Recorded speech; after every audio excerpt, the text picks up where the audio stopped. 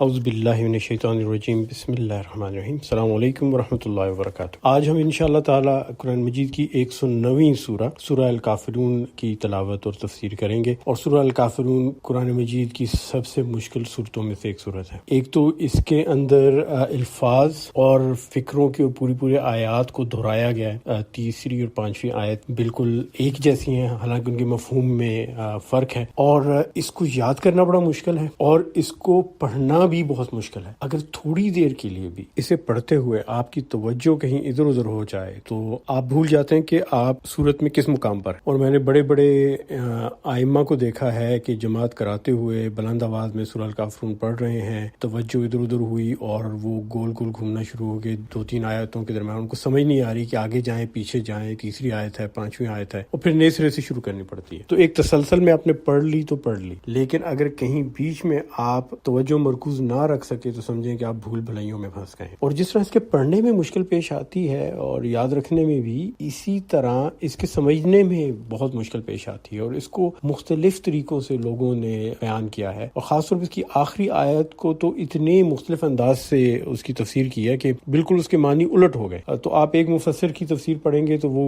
جو کہہ رہے ہیں دوسرا مفسر اس کے بالکل برعکس 180 ڈگری کے زاویے پہ کہہ رہا ہے۔ تو بہت اہم ہے کہ اس کو صحیح طرح سے سمجھا جائے اور اس کو اس کے تاریخی پس منظر میں بھی دیکھا جائے، اور پوری کی پوری صورت کو ملا کے آخری آیت کے ساتھ سمجھا جائے، الگ سے آیات کو سمجھنے کی کوشش نہ کی جائے۔ اور پھر ظاہر ہے کہ صورت میں لفظ کافر استعمال ہوا ہے، نام ہی سورہ الکافرون ہے، اس میں بہت سے اعتراضات ہیں۔ کافر لفظ کو ایک بہت برا لفظ سمجھا جاتا ہے، ایک تانے کے طور پہ استعمال ہوتا ہے، اور آج کل کے زمانے میں تو اللہ معاف کرے مسلمانوں کو کافر قرار دیتے رہتے ہیں، تو اس کے بارے میں بھی انشاءاللہ ہم بات کریں گے۔ لیکن اس سے پہلے یہ بتا دوں کہ حدیث میں آتا ہے کہ نبی پاک صلی اللہ علیہ وسلم رات کو سونے سے پہلے سورہ کافرون پڑھا کرتے تھے، اور صحابہ کو بھی کہا کرتے تھے کہ یہ پڑھ کے سو۔ اس کے علاوہ مسند امام احمد اور طبرانی میں یہ بھی آیا ہے کہ فجر کی 2 سنتوں میں نبی پاک صلی اللہ علیہ وسلم سورہ اخلاص کے ساتھ سورہ الکافرون کو پڑھتے تھے، اور مغرب کی جو 2 سنتیں ہوتی ہیں فرض کے بعد، اس میں بھی سورہ اخلاص کے ساتھ سورہ الکافرون پڑھا کرتے تھے۔ اور سورہ اخلاص اور سورہ کافرون کا آپس میں بڑا گہرا ربط ہے، اور دونوں ایک بہت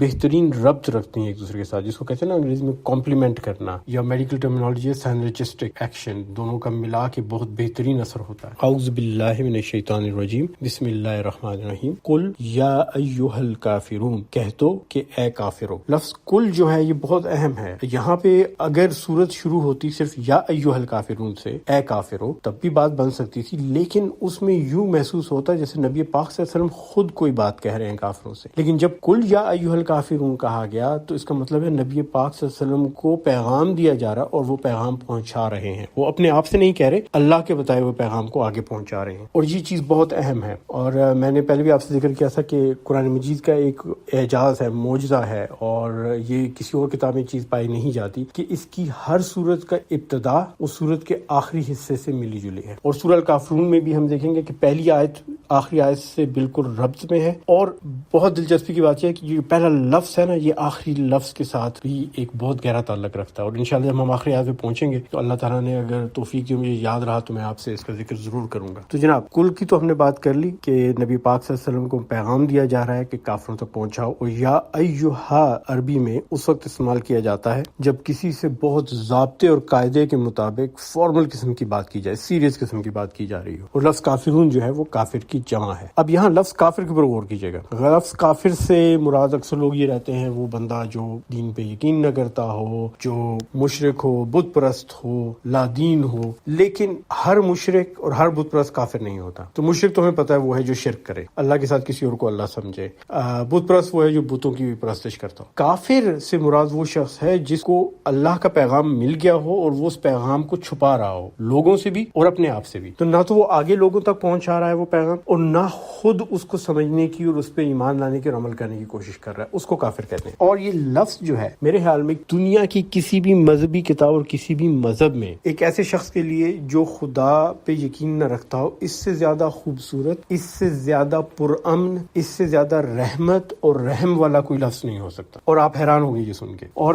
آج کل کے زمانے میں تو میں نے دیکھا ہے کہ لوگ کافی مشتعل ہوتے ہیں، اگر اس کو کافر کہہ دیں، غیر مسلموں کو بھی کافر کہیں تو مشتعل ہو جاتے ہیں اور کہتے ہیں بھئی کافر اور کافرہ جو ہے یہ ایک بہت غلط قسم کا لفظ ہے، نفرت سے بھرا لفظ ہے، ہم کہتے بھی بڑے نفرت کے ساتھ ہیں. اور کافرستان جیسے جو ہے کافروں کی دھرتی، اس کو بھی ایک بڑے غلط اس میں لیا جاتا ہے، اور اکثر اعتراض کیا جاتا ہے کہ آپ کیوں لوگوں کو کافر اور کافرہ اور کافرستان کے لفظوں سے بیان کر رہے ہیں. لیکن حقیقت اس کی بالکل برعکس ہے. 1400 سال میں ہم بھول بیٹھے ہیں کہ اللہ تعالیٰ جو رحمان الرحیم ہے، غفور الرحیم ہے، اس نے کتنی محبت سے اپنا پیغام بھیجا. عربی زبان میں کافر سے مراد وہ شخص ہے جو کہ زراعت کرتا ہو، کھیتی باڑی کرنے والا، اور جو بیج بوتا ہو. تو زراعت میں جو شخص بیج بوتا ہے نا، اس کو کافر کہتے ہیں، کیونکہ وہ بیج کو زمین میں دبا کے اوپر مٹی ڈال کے اسے چھپا دیتا ہے، اور اس حرکت کو کفر کہتے ہیں، اور اس کام کو کرنے والے کو کافر کہتے ہیں. اب اللہ تعالیٰ نے یہ کہا کہ جس شخص تک میرا پیغام پہنچ گیا اور اس پہ خود بھی عمل نہیں کر رہا، لوگوں کو بھی نہیں بتا رہا اور چھپا رہا ہے میرے پیغام کو، وہ کافر ہے. اور اس میں کوئی ایسی بری بات نہیں، بلکہ اس میں بہت امید ہے. اس لیے کہ آپ نے بیج کو جب چھپا دیا نا، اگر اس بیج کو روشنی اور پانی ملے تو اس سے ایک پورا تناور درخت بن جائے گا، جس پہ ہزاروں پھل اگیں گے سالوں کے اوپر، اور ہزاروں لاکھوں بیج نکلیں گے اس سے، جس سے مزید اور درخت پیدا ہوں گے اور جنگلوں کے جنگل اگائے جاتے ہیں. تو اللہ تعالیٰ کہتا ہے کہ یہ جو کافر ہیں، جن کے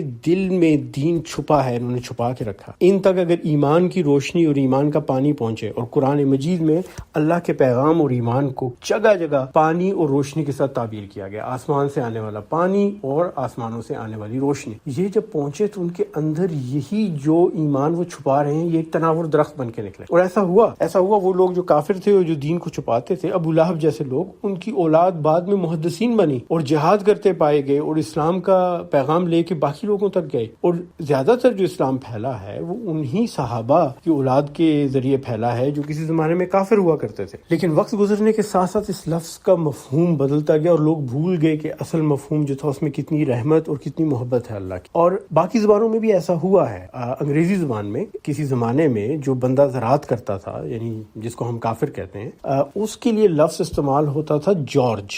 اور جو عورت زراعت کرتی تھی، کھیتی باڑی کرتی تھی، اس کو جارجینا کہتے تھے. اور اگر ایسا علاقہ ہوتا تھا جہاں بہت سارے کھیت ہوتے تھے، کھیت کھلیان، تو اس کو جارجیا کہتے تھے. آج بھی روس میں جارجیا کی ریاست ہے، امریکہ میں جارجیا کی ریاست ہے، اور لوگوں کے نام ہوتے ہیں جارج، جارجینا. لیکن اب انگریزی زبان میں کسان کے لیے جارج اور جارجینا استعمال نہیں ہوتے، بلکہ میرے ایک بہت عزیز دوست ہے، بھائیوں کی طرح، ان کی بیٹی کا نام جارجینا ہے. اور جب میں نے ان کو یہ بتایا کہ اس کا اصل مطلب ایک ایسی خاتون ہے جو کسان ہو، تو وہ کافی حیران ہوئے، ان کو پہلی دفعہ پتہ چلا. تو ایسے الفاظ ہر زبان میں پائے جاتے ہیں جن کا مطلب یا تو کھو جاتا ہے یا بدل جاتا ہے وقت کے ساتھ. تو اب آپ مجھے بتائیں کہ بائبل میں اور باقی کتابوں میں تو کیا کیا لفظ نہیں استعمال ہوئے غیر مذہب والوں کے لیے، انفیڈلز اور انبلیورز اور نان بلیورز، اور بہت درست قسم کے، سخت قسم کے الفاظ استعمال کیے گئے. اور اگر وہاں پہ لفظ جارج، جارجینا استعمال ہوتا اور کافروں کے دیش کو جارجیا کہا جاتا، تو وہ کتنی پیاری اور معصومانہ بات لگتی. اب آپ ذرا دیکھیے گا اس تناظر میں، کافر، کافرہ اور کافرستان، ان سب لفظوں میں اللہ تعالیٰ کی رحمت اور محبت ہے، اور امید کی کرن ہے کہ ان سب سے اللہ تعالیٰ ایمان عطا کر سکتا ہے اور ایمان کے تناور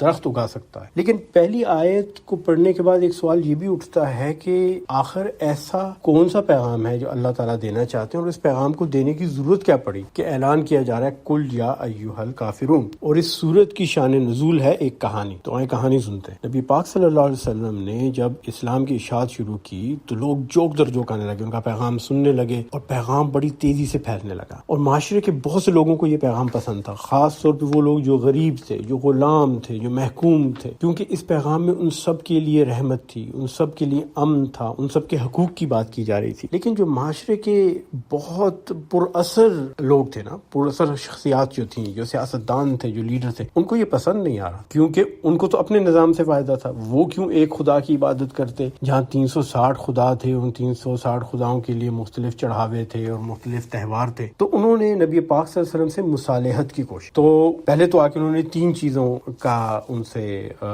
وعدہ کیا کہ ہم آپ کو اتنا پیسہ دیں گے کہ آپ سب سے امیر شخص بن جائیں گے اس علاقے میں، سب سے زیادہ عمارت، ہم اپنے پیسے، اب پیسہ کتنا عزیز ہوتا ہے حکمرانوں کو اور دولت مندوں اور تاجروں کو، انہوں نے کہا ہم اپنے پیسے اٹھا کے سب آپ کو دیں گے، آپ کو اپنے سے زیادہ امیر کر دیں. دوسری بات انہوں نے یہ کہی کہ آپ کسی بھی عورت کی خواہش کریں، کسی عورت کی خواہش کریں، آزاد ہو، غلام ہو، جو بھی ہو، ہم اسے آپ کے عقد میں یا آپ کی ملکیت میں دے دیں گے، اور یہ ہماری ذمہ داری ہے، آپ کسی کی بھی خواہش کریں. اور تیسری بات انہوں نے یہ کہی کہ ہم آپ کے ماتحت رہیں، آپ کے پیچھے پیچھے چلیں گے، آپ ہمارے لیڈر، آپ ہمارے بادشاہ، تینوں چیزیں آپ کو ہم دینے کو تیار. تو نبی پاک صلی اللہ علیہ وسلم نے اس موقع پہ بڑی مشہور بات کی کہ اگر میرے ایک ایک ہاتھ میں سورج اور ایک ہاتھ میں چاند رکھ دو تو میں تب بھی تبلیغ کو نہیں چھوڑوں گا۔ اب وہ سوچ میں پڑ گئے کہ بھائی یہ تو کسی لالچ میں نہیں آ رہے، تو چلیں پھر ایسا کرتے ہیں کہ کچھ لین دین کے اصول پہ بات کرتے ہیں۔ تو عبداللہ بن عباس، ابن جریر، ابن ابی حاتم اور طبرانی لکھتے ہیں کہ نبی پاک صلی اللہ علیہ وسلم کے پاس یہ لوگ آئے اور کہنے لگے کہ ایسا کریں، ایک سال اللہ کی عبادت کرتے ہیں سارے لوگ، اور اگلے سال لات اور عزا جو دو بڑے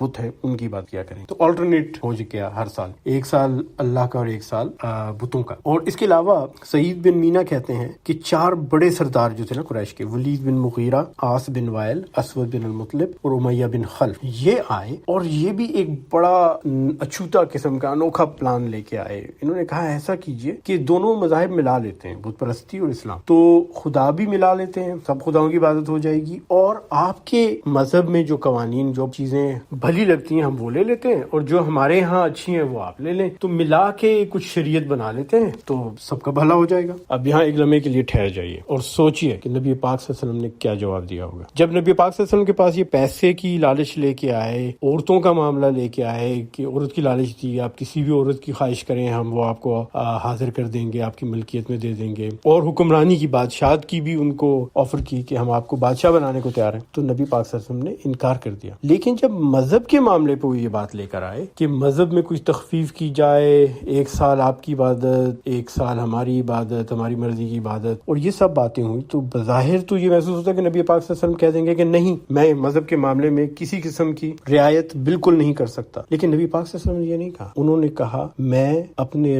رب کی طرف سے آنے والے حکم کا انتظار کرتا ہوں۔ اور یہاں بہت بڑا پیغام، بہت بڑا پیغام یہ ہے کہ یہ دین اللہ کا ہے، یہ دین کسی انسان کا نہیں، اور انسانوں میں جو سب سے معتبر، سب سے اعلیٰ ترین شخصیت ہے وہ نبی پاک صلی اللہ علیہ وآلہ وسلم ہے، ان کو بھی اللہ نے اختیار نہیں دیا تھا مذہب میں رد و بدل کرنے کا، اور اپنے طور پہ بظاہر ایک بالکل سیدھی سادی بات جو نظر آ رہی ہے اس کو بھی رد کرنے سے پہلے انہوں نے کہا میں اپنے رب کے حکم کا انتظار کروں گا، کیونکہ یہ معاملہ میری ذات کا نہیں، دین کا معاملہ ہے۔ تو مجھے اور آپ کو پیغام کیا دیا جا رہا ہے کہ جب بھی دین کے معاملے میں کوئی آپ سے بات کرے، کسی چیز کی تخفیف کی، کمی بیشی کی، دین میں اضافے کی یا دین میں کمی کی، تو آپ اپنی سوجھ بوجھ پہ، اپنے دل اور اپنی خواہشات پہ اور اپنے نظریے پہ فیصلہ نہ کریں، اللہ کے حکم کی طرف دیکھیں۔ میرے اور آپ کے لیے اللہ کا حکم قرآن، اور نبی پاک صلی اللہ علیہ وسلم کے اللہ کا حکم قرآن، لیکن اس وقت قرآن ابھی نازل ہو رہا تھا، سارے احکامات نہیں آئے گی تھے۔ میرے اور آپ کے لیے تو نبی پاک صلی اللہ علیہ وسلم نے بہت بڑی رحمت چھوڑی ہے کہ پورا قرآن دے کے چلے گئے، محفوظ کر کے دے دیا اللہ کے حکم سے۔ تو آج بھی اگر فیصلہ کرنا ہو کسی بھی بات میں، تو بظاہر وہ بات کتنی ہی سیدھی نظر نہ آ رہی ہو آپ کو، پہلے قرآن کو دیکھیے، اللہ کے احکامات کو دیکھیں اور پھر فیصلہ کریں۔ اور اللہ کا فیصلہ آ گیا آیت نمبر 2 میں، لا اعبد ما تعبدون، میں ان کی عبادت نہیں کرتا جن کی تم عبادت کرتے ہو۔ اب لفظ عبادت عبودیہ سے نکلا ہے۔ عبادت کے لیے 5 شرائط ہیں۔ پہلی شرط، عبادت کے لیے اطاعت ضروری ہے۔ دوسری، اللہ سے محبت۔ تیسری، اللہ پہ مکمل اعتبار، توکل۔ چوتھی، خلوص نیت کے ساتھ عبادت کرنا۔ اور 5ویں، اللہ کی شرائط پر عبادت کرنا، اپنی شرائط پر نہیں۔ یہ نہیں کہنا کہ 3 نمازیں دن میں یا 20 نمازیں دن میں، نہیں، 5 نمازیں اللہ نے کہا تو 5 نمازیں دن میں۔ اللہ تعالیٰ نے کہہ دیا کہ عصر اور مغرب کے درمیان کوئی اور اضافی نماز نہیں پڑھنا، چاہے نوافل ہی کیوں نہ ہو، تو نہیں پڑھنا۔ اور عبادت کے 2 حصے ہیں، نمبر 1 ایمان اور دوسرا اعمال۔ دونوں کو اگر ہم نے ملا کر نہ کیا پورا تو عبادت مکمل نہیں ہوتی، کیونکہ عبودیہ جو ہے نا وہ تو ہے غلامی، اپنے آپ کو مکمل طور پہ وقف کر دینا اللہ کے۔ تو ایمان اور اعمال دونوں ضروری ہیں۔ ایمان میں کیا؟ ایمان میں 5 وقت کی نماز ہے، روزہ ہے، حج ہے، زکوٰۃ ہے، یہ تو وقتی چیزیں۔ ان سے ہٹ کے جو آپ کی زندگی ہے وہ سب اعمال ہیں، ان کو بھی اللہ کی رضا کے مطابق ہونا پڑے گا تو عبادت ہوگی، ورنہ عبادت نہیں ہوتی۔ تو اللہ تعالیٰ اس آیت میں نبی پاک صلی اللہ علیہ وسلم کو کہتے ہیں، انہیں کہو کہ جو تمہارے ایمان اور اعمال ہے نا وہ ملا کے بنتی ہے نا عبادت، نہ تو میں تمہارے ایمان پہ جا رہا ہوں نہ تمہارے اعمال پہ جا رہا ہوں۔ اور اب یہاں میں آپ سے درخواست کروں گا کہ ذرا اس چیز کو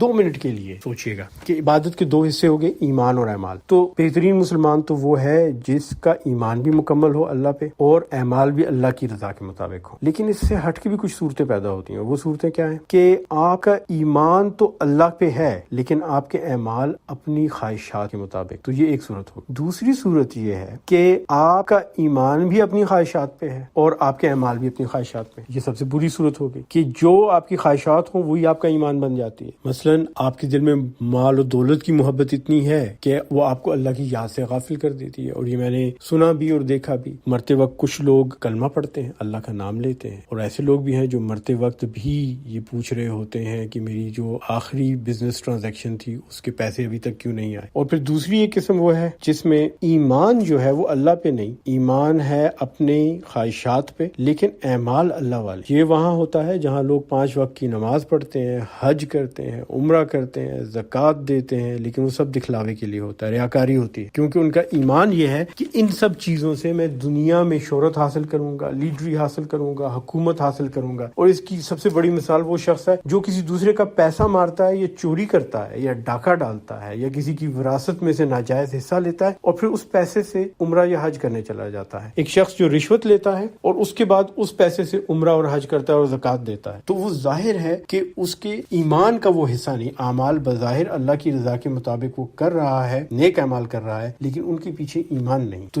جب تک ایمان اور اعمال دونوں اللہ کی رضا کے مطابق نہیں ہوں گے، دین مکمل نہیں ہو۔ اور آیت نمبر 3 میں اللہ تعالیٰ فرماتے ہیں وَلَا أَنْتُمْ عَابِدُونَ مَا أَعْبُدُ، اور نہ تم اس کی عبادت کرنے والے ہو جس کی عبادت میں کرتا ہوں۔ اور یہاں مفسرین نے بڑی اہم بات کی ہے کہ اگر صرف عبادت سے مراد اللہ کی پرستش کرنا ہوتا تو یہاں لفظ ہوتا من عابد، من سے مطلب ہے جو، لیکن یہاں ما عابد کہا گیا ہے، ما سے مراد ہے جس کسی کی بھی عبادت ہو۔ اور یہاں یہ سمجھ لینا چاہیے کہ عبادت صرف اور صرف خداؤں کی نہیں ہوتی، کچھ لوگ اپنی خواہشات کی، نفسانی خواہشات کی، دولت کی، شہرت کی، ان چیزوں کی بھی پرستش کرتے ہیں۔ اور آیت نمبر 4 میں اللہ تعالیٰ فرماتے ہیں وَلَا أَنَا عَابِدٌ مَا عَبَدتُمْ، اور نہ میں ان کی عبادت کرنے والا ہوں جن کی عبادت تم نے کی ہے۔ اب یہ ماضی کا صیغہ آ گیا، تو نبی پاک صلی اللہ علیہ وسلم یہاں یہ وضاحت کر رہے ہیں کہ تم لوگ جن چیزوں کی عبادت کر رہے ہو میں نے تو کبھی ان کی عبادت نہیں کی، میرے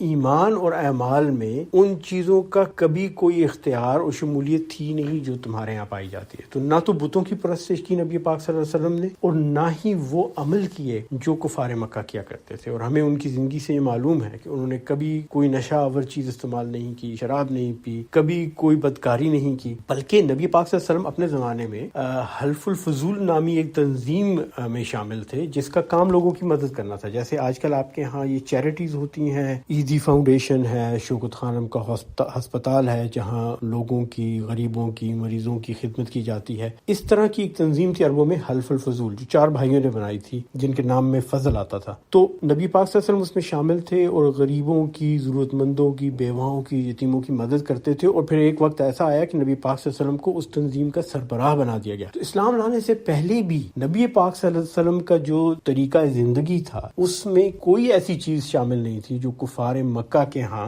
عمومی طور پہ پائی جاتی تھی، نہ تو بت پرستی تھی اور نہ ہی لوگوں کے حقوق کا استحصال کرنا تھا۔ اور اس کی وجہ کیا ہے کہ اسلام دین فطرت، اور نبی پاک صلی اللہ علیہ وسلم اپنی اس فطرت پہ قائم رہے تھے جو باقی لوگ اکثر وقت کے ساتھ ساتھ چھوڑ دے۔ اور آیت نمبر 5 یہ آیت نمبر 3 سے بالکل ملتی جلتی ہے، لیکن اس کا مطلب جو ہے وہ تھوڑا مختلف ہے، بلکہ بہت مختلف ہے۔ آیت نمبر 5 ہے وَلَا أَنْتُمْ عَابِدُونَ مَا أَعْبُدُ، وہی بات جو تیسری آیت میں کی، لیکن تیسری آیت میں اور اس میں فرق یہ ہے کہ یہاں یہ مستقبل کے صیغے میں استعمال ہو رہی ہے، اور نہ تم اس کی عبادت کرنے والے ہو جس کی عبادت میں کرتا ہوں۔ یعنی 10 سال بلکہ 13 سال تبلیغ کرنے کے بعد یہ نبی پاک صلی اللہ علیہ وسلم کا ان لوگوں کے ساتھ آخری مکالمہ ہو رہا ہے جنہوں نے 13 سال کی تبلیغ سے بھی اثر نہیں لیا، وہ ڈھیٹ ہیں اور وہ کہتے ہیں کہ ہم بس یہ راضی ہو سکتے ہیں کہ دونوں دینوں کو ملا لو، کچھ ہمارا ہو کچھ تمہارا ہو، 1 سال تمہارے دین پہ چلیں، 1 سال ہمارے دین پہ تم چلو۔ تو نبی پاک صلی اللہ علیہ وسلم کہتے ہیں کہ مجھے تو نظر آ رہا ہے کہ تم اس کی عبادت کرنے والے بھی نہیں ہو جس کی میں عبادت کرتا ہوں۔ اب آیت نمبر 6 کو اس کے تناظر میں دیکھیے گا، لَکُمْ دِینُکُمْ وَلِیَ دین، تمہارے لیے تمہارا دین ہے اور میرے لیے میرا دین، تمہارے لیے تمہارا راستہ، میرے لیے میرا راستہ۔ 13 سال تم لوگوں کو اللہ کا پیغام دیا، اس کے بعد بھی